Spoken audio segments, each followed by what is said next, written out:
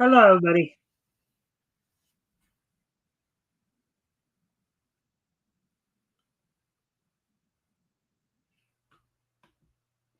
All right. Welcome to the Mikestand. Today, of course, is Wednesday, July 9th, 2025.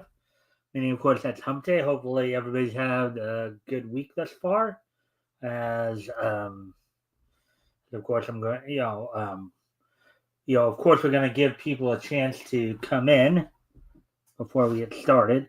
I'm going to go off camera here for a couple of moments here to do a couple of things here.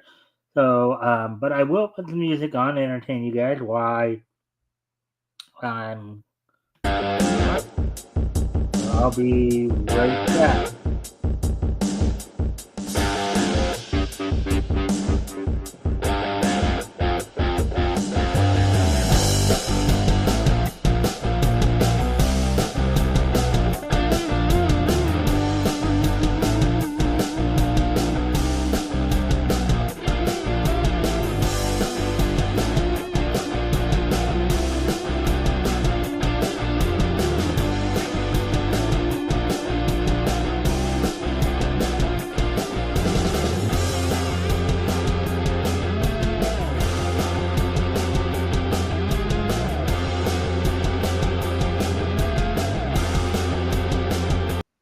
All right, I'm back. So, said we're just waiting for more people to show up here. Um, Before we get started, let me see what. Let me just go do one more quick little thing here, and we will probably talk a little bit about what's on tap for tonight. Let me just send some invites. Let's see if we can attract a. Okay.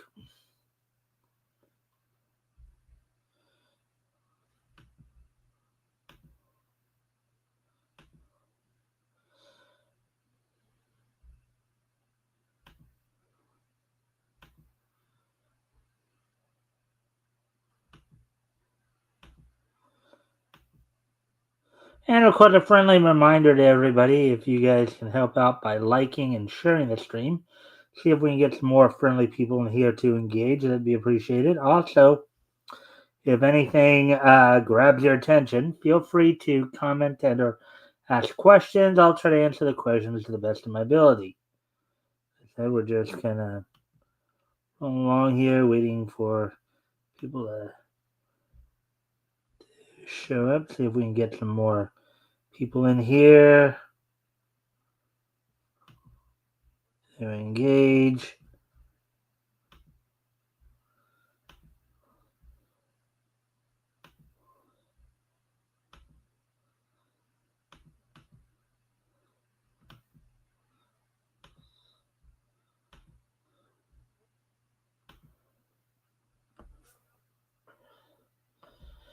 And of course, I got flies buzzing around me, trying to get in.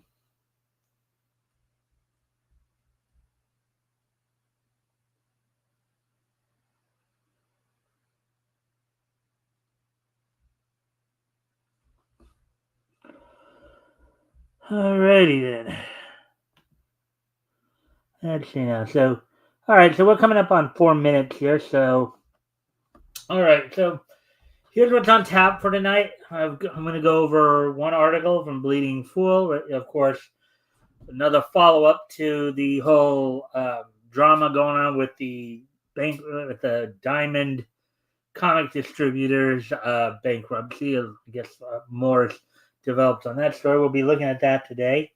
We'll also, of course, get caught up. We'll do the wrestling wrap up, look back to last night's NXT, look ahead to tonight's AEW Dynamite, possibly try to talk about some of the events going on this weekend um, in both companies, as it were.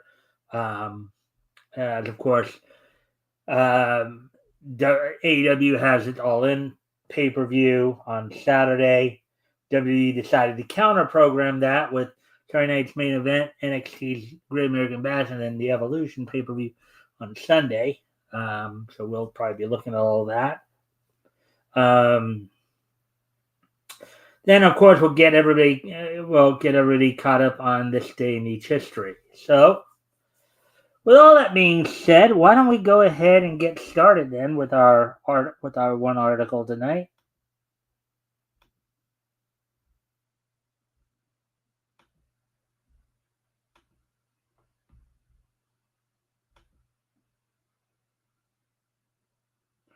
All right, so here we go. Here's the article we're going to be going over today tonight.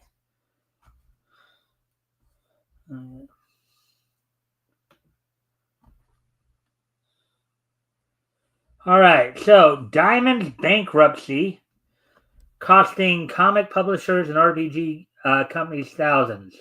Article by Avi Green, published earlier today. Of course, we kind of were seeing this a bit in the last article we read on them, as well as even going to the point of where one company was looking to take legal action against Diamond and its new ownership. So um, let's go ahead and get into this. Wargamer reports that Diamond Distribution, already in serious bankruptcy quicksand, plans to sell off inventory coming from RPG publishers like Paizo, Sans Compensation, which could damage the RPG publishers' finances. Yeah, basically, there was some talk that they were looking to maybe get some more money going by selling off the inventory they were holding onto for a number of companies. Basically, selling off properties that they were holding for the companies that isn't technically theirs. So, Diamond Comic Distributors, a recently bankrupted company that distributed RPG books for companies like Paizo, Wizards of the Coast, and other third-party D&D and Pathfinder publishers, has asked the bankruptcy court to allow it to liquidate its remaining consignment inventory. Essentially, this would mean that Diamond Comic Distributors can sell the comics, books, and RPG products still in its warehouses in order to pay off its creditors, all without giving a penny to the original publisher. So that's kind of poopy, isn't it? So retail consignment is when goods are sent to a second party who facilitates their sale in exchange for a cut of the profits. Legal ownership remains with the sender, consigner, but the recipient, consignee, is responsible for storing and selling the stock. This is how tabletop RPG publishers like Paizo ended up with some of their stock still in Diamond Comic Distributors' hands when it filed for bankruptcy on January 14, 2025. Diamond Comic Distributors, this is all still from the same article, I believe, filed a motion to sell its consigned inventory, quote, free and clear of items, claims, interest, or encumbrances, unquote, on June 25th. 128 companies are listed as having consignment inventory housed with Diamond Comic Distributors. This includes comic book giants like DC and Image Comics, as well as 4 TTRPG or tabletop role-playing game publishers: Paizo, Goodman Games, Roll for Combat, and Green. I mean, some people I know have made the argument. I've said it too, that this almost sounds like thievery. Basically, they even though there was originally an agreement for them to sell it for the companies, now they're just simply taking it and selling it off so they can pay their creditors and not giving any of the money back to the original owners. So that does kind of sound like stealing. Let's see. Hmm. Well, anyways, according to Roll for Combat owner Stephen Glicker, um, this means, quote, they are going to take all the inventory that they have currently in their warehouse, and Diamond is going to liquidate it and keep all the profits, unquote, Glicker explains in a YouTube video from July 1st. See above. That Roll for Combat was notified about these plans last week. Quote, I couldn't believe it when I read this, and I spoke to my attorney, unquote, Glicker continues. Quote, he looked it over, and his exact quote to me was, quote, it's not as bad as you think it is. It's much worse. Oh boy, unquote. Oh boy, that's not a good sign. Glicker explains that not only will Roll for Combat lose revenue from the sale of those books, they'll also potentially lose money from having to compete with themselves if Diamond decides to sell Roll for Combat products for a more competitive price.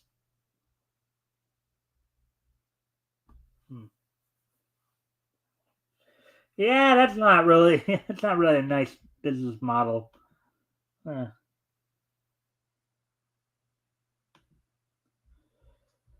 Wargamer has Roll for Combat what potential losses it could face, and Stephen Glicker estimates losses of, quote, approximately $50,000 in potential profit if everything in inventory was sold and received payment from Diamond, unquote.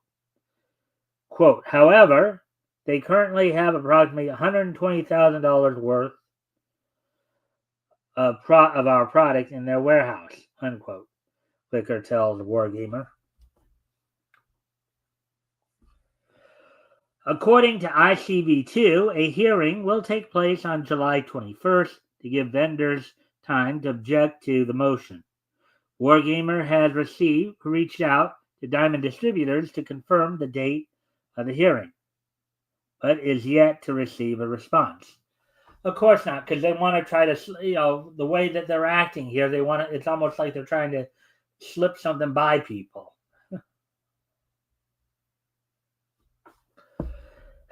Let's see. So this is all still from the Wargamer article, of course. Despite the hearing, Glicker doesn't seem optimistic about Goodman Games' chances to change the situation. Quote, the bankruptcy law is really not in my favor, unquote, he says in the YouTube video. Quote, they actually have the right to take products that they don't own and sell them at any price they want, basically liquidate them, and then keep all the profits for themselves and use the money to pay off the banks and to pay off the bankruptcy debt, unquote. And I guess this is Avi responding to everything we just read here, or what we've read thus far here. Somehow, based on all that was told about Diamond in the past, doesn't sound too surprising if they're trying to shortchange publishers while on their last legs. This actually makes clear why it was for the best that publishers stopped relying solely on Diamond and shouldn't have relied on them at all. According to Popverse, even Dynamite Entertainment looks like they'll suffer from any conduct Diamond's following now. I guess because they have the same name, I guess. I don't know if they're the exact same company, but let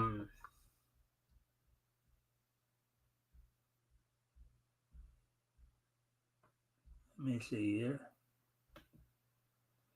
And again, a friendly reminder to you guys, if you guys haven't already, you guys can help out by liking, sharing the stream, see if we can get some more friendly people in here to engage. That'd be appreciated.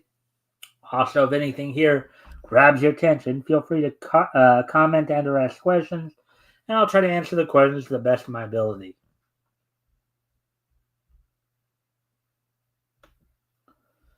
So anyways, continuing on here.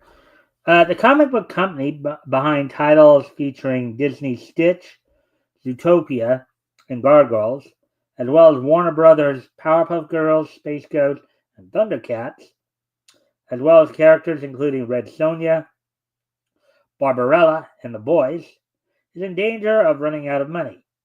And it's all because one-time leading pop culture distributor, Diamond Comic Distributors, allegedly hasn't paid the more than $1 million amount it owes the company. Let's see, going back to the article, same article. For the second time in 3 months, Dynamite Entertainment has filed legal papers with the United States Bankruptcy Court for the District of Maryland, asking the court to expedite payment for money owed by Diamond. In parentheses, the company filed for bankruptcy back January 2025, was purchased by two separate companies who split its assets in April, in parentheses. Notably, the new filing, which the court received July 1st, states that Diamond, quote, has not communicated at all with Dynamite, unquote, over the debt following the earlier request filed May 20. All right, so Dynamite and Diamond, they're two different companies. Sorry, my mistake. Quote, Dynamite is currently owed over $1 million for shipments made to the debtor and Ad Populum LLC, a majority of which are administrative expenses, unquote. The July 1st filing declared that filing was asking to expedite an already scheduled hearing on July 16th because, as it explained, quote, Dynamite, a small company with less than 30 employees, does not have the funds to make payroll next week if it is not properly paid by the debtor, unquote.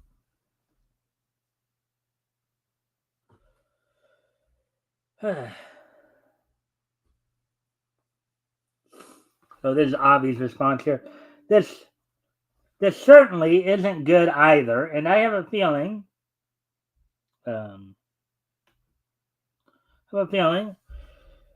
we may soon hear of Dynamite folding. Of course, some might not feel too sorry to see them go, recalling they once capitulated to the woke mob, and in the past several years, and there were some PC directions they'd taken at times too with Red Sonja. It could also be argued that relying on licensed merchandise adaptations, not unlike IDW, is not a great way to go. For now, time will tell what happens with Dynamite.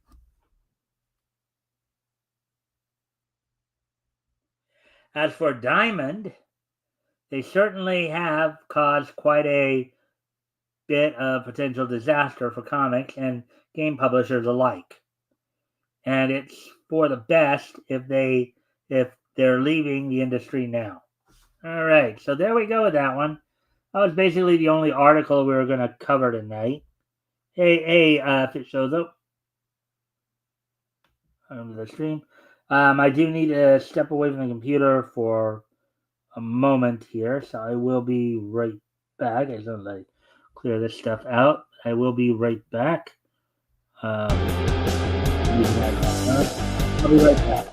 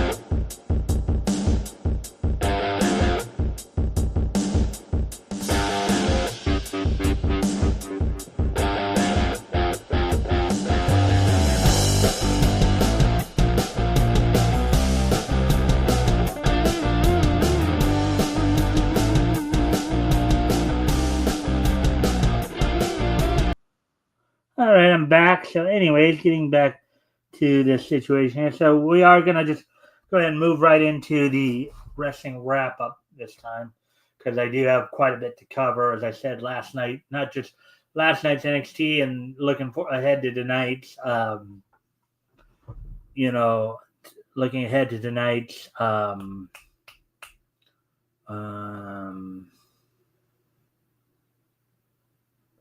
to think here. Looking ahead to tonight's Dynamite, but also the upcoming events from this weekend here. So let me go ahead and talk a little bit about what happened on last night's NXT. As on that show, of course, on last night's NXT was the go home NXT before this Saturday's Great American Bash. Let's talk a little bit about what happened there. So the opening match of the evening pitted was a gauntlet match that pitted Ricky Saints, the former NXT North American champion, against the Vanity Project, who had, of course, Ethan Page in their corner. As I understand it, if Ricky Starks had won this gauntlet match, the gauntlet match is basically when you basically take on challengers in succession. You start out one, and when you pin one person, then you go on to the next person, essentially. So in 12 minutes, 13 seconds, Ricky Saints won the gauntlet, first by defeating Brad Baylor at 3:09, then Ricky Smokes at 8:38, and finally Jackson Drake at the 13 mark. And as I said before, I believe this if he had won this, he'd be getting a shot at the North American title from Ethan Page. But we'll see in a moment here.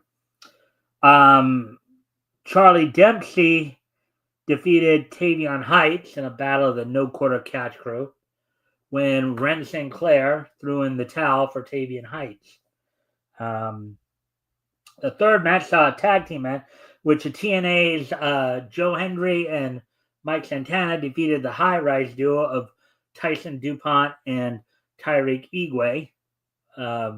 Wes Lee was in the corner of the High Rise, of course. Of course, Hendry and Santana are preparing for their upcoming triple threat match against Trick Williams for the TNA World Title coming up at Slammiversary on January 20th. Trick, of course, did get involved in this match, in which he and the High Rise would go after Hendry and Santana, leaving them laying on the mat. In the women's battle, Kalani Jordan defeated Lainey Reed. Lainey Reed coming off of a surprise win over Thea Hall last week. After her defeat here. Sorry about that. After her defeat here, Lainey Reed was attacked by Thea Hall. And then the main event saw Hank Ledger and Hank Walker, retain the WWE NXT tag team titles over the Cullings, Shawn Spears, and Nico Vance. Now, some other happenings during the show, of course, included a confrontation between Obafemi and his challenger to his world title coming up this Saturday's NXT, Yoshiki Inamura, in which Inamura's tag partner Josh Briggs decided to interject himself into it. Jasper Troy came out trying to demand a title shot, only to be attacked by Javon Evans. And then at the end of the show, you had a few things happen. You had a conference, of course, with Ava, the NXT general manager, being the moderator, that were having a kind of a confrontation between Jordan Grace and, of course, Fatal Influence, as Jordan Grace, of course, is preparing for her upcoming match with JC Jane for the NXT title at Evolution.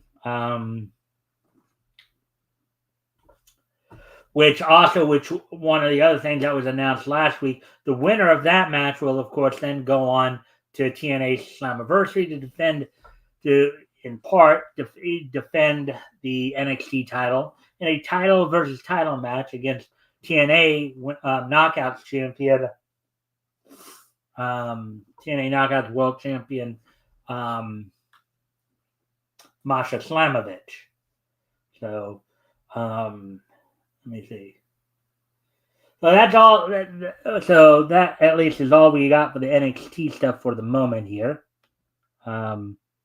Moving on, of course, to the next. Actually, just give me one more second here. I'm gonna need to go off camera here again. Just do something real quick. I'll be right back.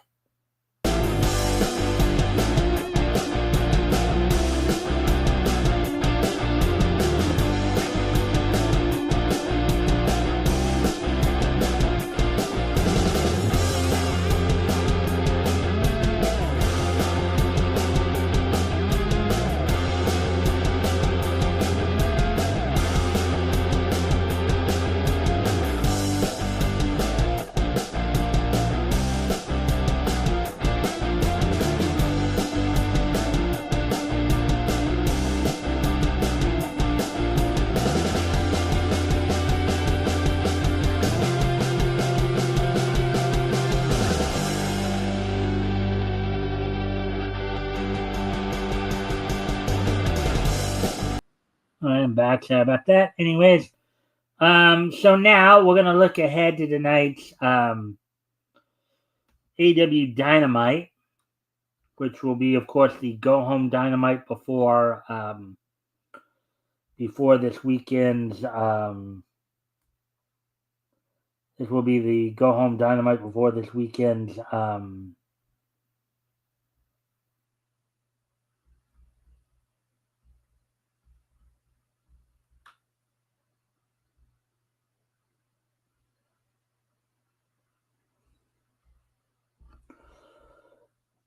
Before this weekend's All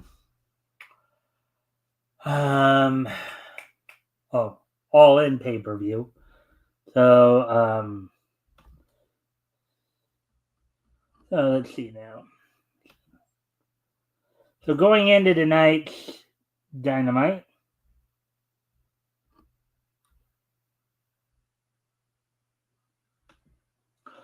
coming from the Curtis Culwell Center in Garland, Texas, Samoa Joe will be taking on Wheeler Yuta. Samoa Joe, 1/3 of the AEW Trios champions, with the Ops taking on one of the members of the Death Riders in a match to determine the number 2 spot in the Women's Casino Gauntlet Battle Royal.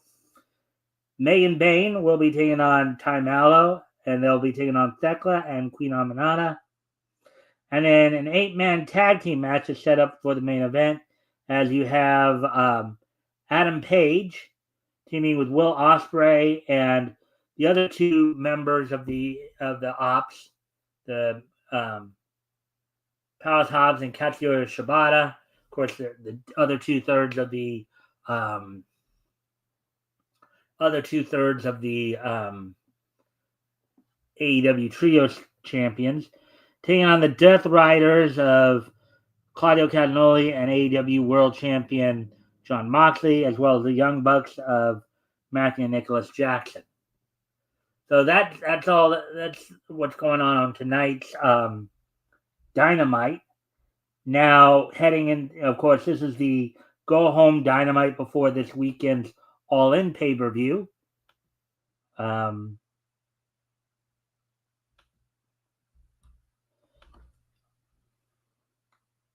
And in that sense, All In this year will be coming to you from Texas, live at Globe Life Field in Arlington, Texas.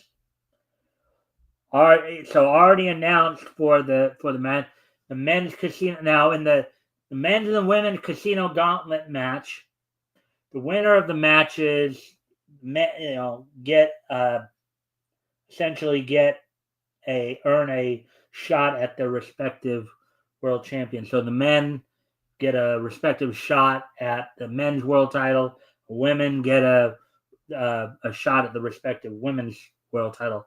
Thus far, at this time, the men's Casino Gauntlet Battle Royal, Mark Briscoe is slated to be the number one individual, first in the match. MJF is number 2, and I believe Mystico should be number 3, but it may be 2. I think it might be based on the way they have it here. I think they're going to start off as a 3-way instead of starting out just 2 of them at a time.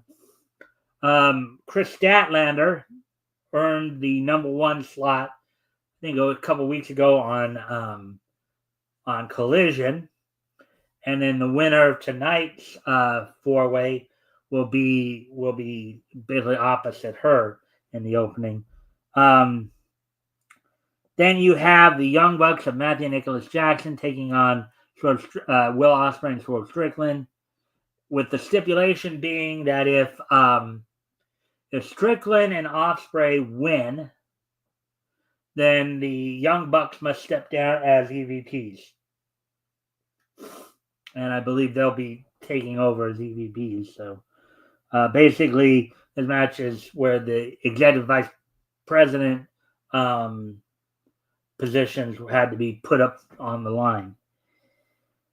In a 3-way match for the AEW World Tag Team Champions, the champions, the Hurt Syndicate of Shelton Benjamin and Bobby Lashley, with MJF and MVP in their corner, will be taking on the teams of Jet Speed, the Jet Kevin Knight and Speedball Mike Bailey, and the Patriarchy of Christian Cage and Ring of Honor World Television Champion Nick Wayne.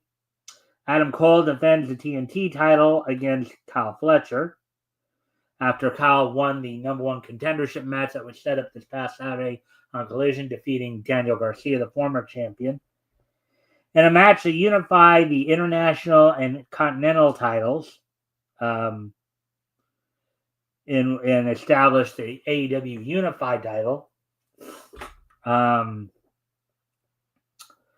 Continental champion Kazuchika Okada, representing the Don Callis family, will be taking on international champion Kenny Omega.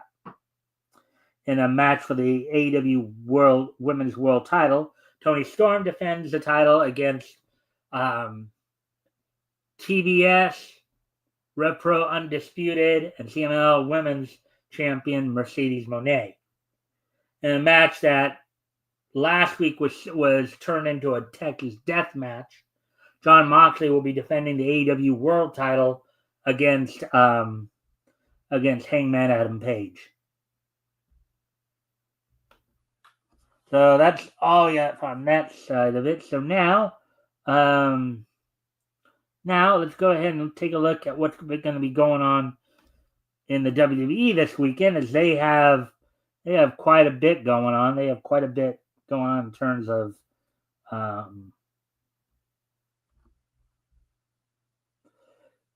as they themselves have 3 events scheduled, 2 of them on Saturday and 1 on Sunday.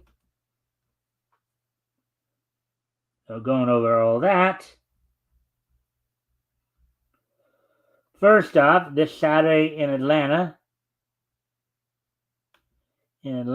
from the Center Stage Theater in Atlanta, Georgia, of course, the former home of WCW television programming. WWE will be holding NXT's Great American Bash 25 at that event. The opening match is set forth to feature Fatal Influences, Fallon Henley, and NXT Women's Champion Tracy Jane taking on Jordynne Grace and Blake Monroe in what is believed going to be a prelude to the following night's NXT title match between Jane and Grace at Evolution. Javon Evans will be taking on Jasper Troy, probably in the follow-up to the kind of the brawl the two got into on last night's NXT. In a Falls Count Anywhere match, All Ego Ethan Page will be defending the North American title against Ricky Starks. Sol Ruka defends the women's North American title against Izzy Dame. And Obafemi, of course, as we mentioned earlier, will be defending the NXT title against Yoshiki Inamura.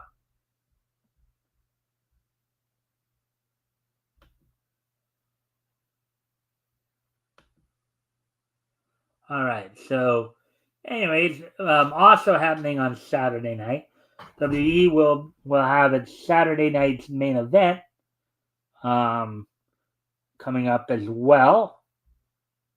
That'll also be happening in Atlanta, but that event will be happening from the State Farm Arena in Atlanta, Georgia, on NBC. 3 matches are currently signed for that show. Randy Orton will be taking on Drew McIntyre. Of course, McIntyre made his return this past Friday on SmackDown, interrupting a promo between Randy Orton and Cody Rhodes, only for Randy Orton to deliver an RKO onto McIntyre.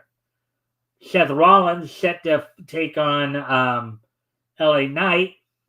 Of course, Seth Rollins will have the Oracle Paul Heyman in his corner. LA Knight looking, of course, to seeking some revenge on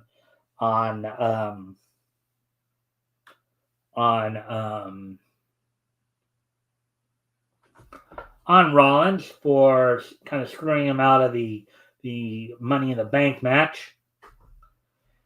And then the main event, we'll see in a match of the WWE World Heavyweight title, Gunther defends against Goldberg in what is being promoted as Goldberg's retirement match. So, there is some concern, though, with that because of the fact during their confrontation on Monday Night Raw, last night's Raw, during their exchange, taking a punch, I guess people were saying that Goldberg was winded just from taking a punch. So that doesn't really, that probably doesn't bode well for him in terms of being able to put on a match. Gunther might have to carry the match, as it were. So, and then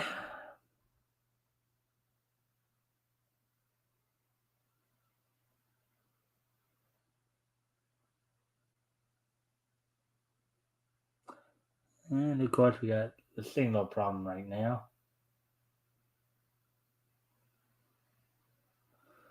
All right, so I guess it's now, hopefully. So anyways, now also over the weekend here, WWE will also be on Sunday in Atlanta from State Farm Arena. They'll be having the second Evolution pay-per-view. First one was back in 2018. It's basically an all-women pay-per-view. Basically, every match features a women's match. So, but a lot of criticism has been that they're, particularly for these events, and in particular since they're basically WWE is trying to counter program All In, and from what a lot of people are saying, it's kind of backfiring on them. People are not buying the tickets. There are a lot of people who come out and said that they'd actually rather go watch AEW's All In than the WWE stuff coming out. So, but with all that being said, of course, here's what's going to be going down for again, coming from the, of course, State Farm Arena in Atlanta. It was also announced today that Lillian Garcia will be doing the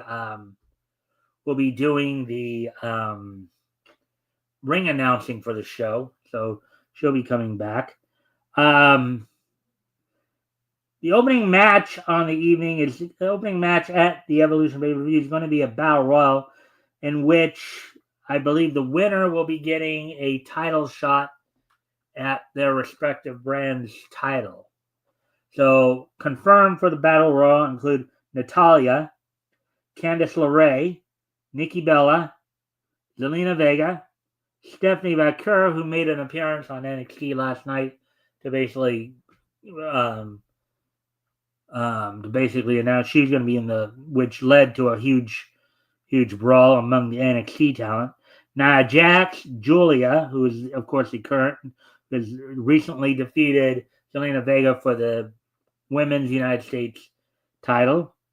Ivy Nile, Izzy Dane, Lash Legend, Tatum Paxley, Maxine Dupree, Lola Vice, Jada Parker, and Kalani Jordan.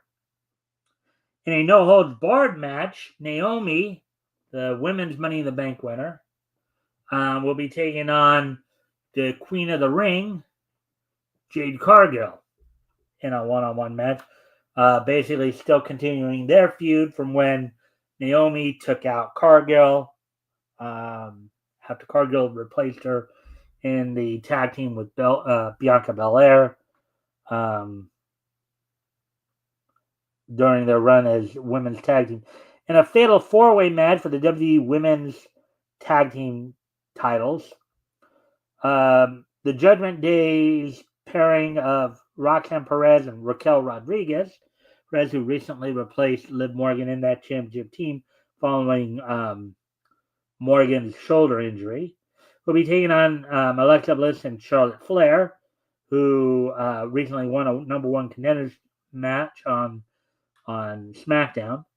Sol Ruka and Zarya representing NXT, and the Kabuki Warriors of Asuka and Kairi Sane representing Raw.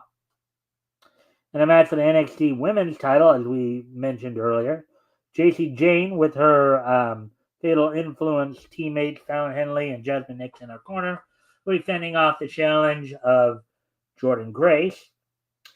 In a triple threat match for the WWE Women's Intercontinental title, Becky Lynch defends against former champion Lyra Valkyria and Bayley. Tiffany Stratton defends the WWE Women's title against Trish Stratus. In the main event, we'll see Io Sky defend the WWE Women's World title against Rhea Ripley. Rhea Ripley seeks to get the world title back. So that's all we got for the wrestling wrap-up, as it were. Let's see, where are we at on time here? All right, 44. All right, so we're doing pretty good on time then. All right, so now with all that being said, of course, now I'm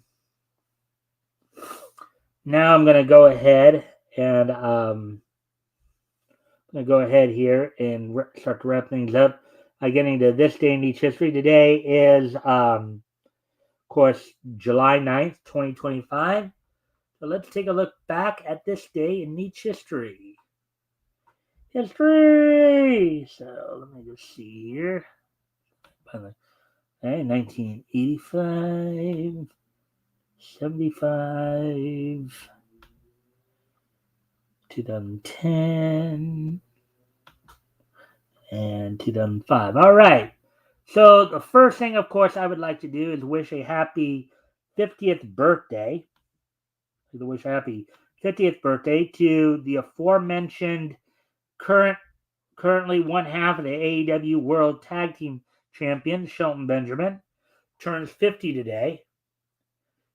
Along with Bobby Lashley, they are the current AEW World Champions. And of course, as we mentioned earlier, they'll be defending those World Tag Team Championships at this weekend's All In pay-per-view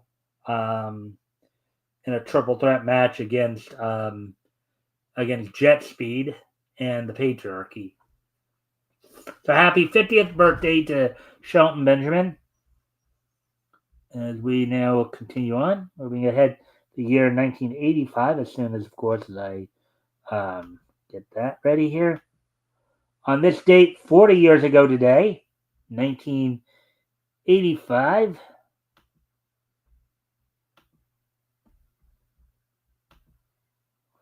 on this date in 1985, 40 years ago today, the 260th issue of The Avengers went on sale on this date back in 1985, sold for 65 cents for 32 pages. Assault on Sanctuary 2, written by Roger Sturm, with John B. Schema doing the penciling, Tom Palmer doing the inking, James Novak doing the lettering, and then Christy Shield doing the coloring. So 40 years ago today, the 260th issue of Avengers from Marvel Comics went on sale on this date. Moving ahead now to the next piece of niche history. As I find that. All right, let's see. So moving ahead to the year 2005, 20 years ago today. On this date, 20 years ago today.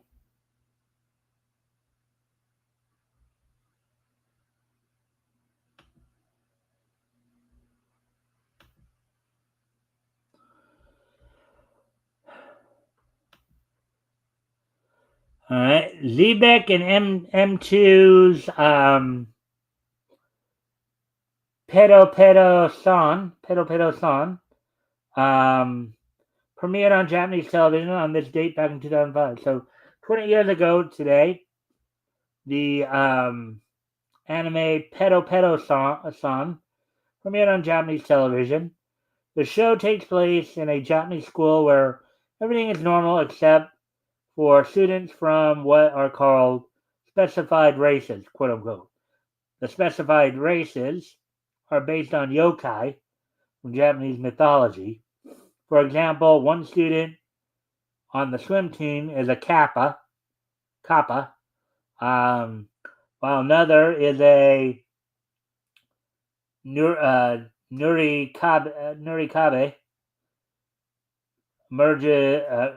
nurikabe merges with walls and is popular in the summertime for having a very cool temperature. All right, so on this date, 20 years ago today, Pedo premiered on Japanese television. And now moving ahead to the year 2010. Let me guess, they are all highly sexualized. I don't know. I've never actually seen it. I just found the listing on Wikipedia because I've never actually. This is actually today was the first time I've ever heard of Pedo San. So I've never actually seen that particular anime.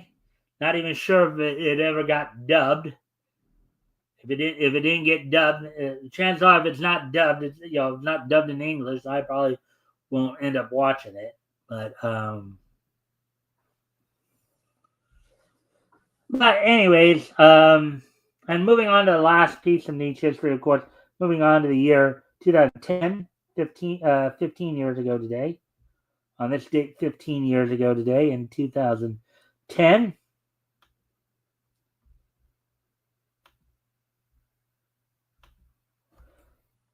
All right. Universal Pictures' Despicable Me premiered in movie theaters on this date back in 2010. So 15 years ago today, the comedy film Despicable Me premiered in movie theaters on this date back in 2010. So with that, I thank everybody for being here tonight. I hope everybody enjoyed the show. Back here with more niche news tomorrow, of course. I will also, of course, on Sunday, I'll be joined by Apex from Apex Comics. We will be looking back to comics that went on sale in June of 1940. We'll be focusing in on comics that went on sale from Archie Comics. So So I hope to see everybody back here tomorrow. Bye.